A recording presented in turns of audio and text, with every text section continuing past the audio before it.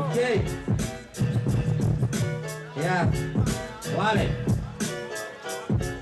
Mikrofons ir normāls un nav eko. Manā priekšā ir pulss un pēc eko. Viss ir norm, esmu formā un skaitu brīvi. Es esmu produktīvs, tu taču zini, kad es esmu kreatīvs. Tu tikmēr stīvs un gribi konkurences sīvu. Es tev viņu nemaz nesastādīšu. Čalīt, es tev vienkārši īsto ceļu rādīšu. Tu esi melis, tu esi papindos, tu neesi boss, tu esi loss. Un tas ir jāsaprot, pie tā ir jāpierod. Vecīt, es otru turu rokās, tu tikmēr laizi pīzdi. Vecīt, pagaid brīdī, uzpūš vēja brīzī. Viņš tikmēr uzmaģīt pēc čīzīšu. Viss ir foršs.